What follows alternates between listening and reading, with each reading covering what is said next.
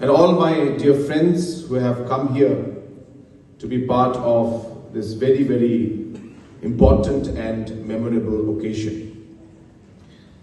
At the very outset, I would like to take this opportunity to congratulate the Forest Department, all the officials who have worked tirelessly to make sure that we were able to complete this very, very long pending project.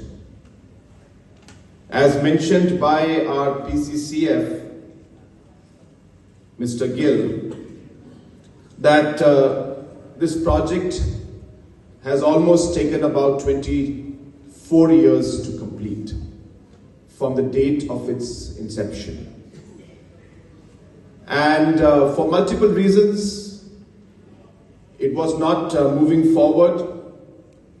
Decisions were taken, but then the decisions were not backed by the necessary finances or the support that's required.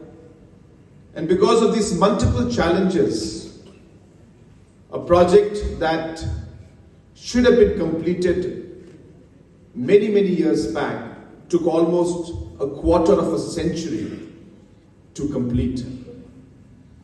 But nonetheless, I am happy to see that finally we are here to inaugurate the first phase of the biological park. But I would like to mention that a lot more needs to be done. We are very far from completion. We are very far from actually making this place completely vibrant and you can say fully functional.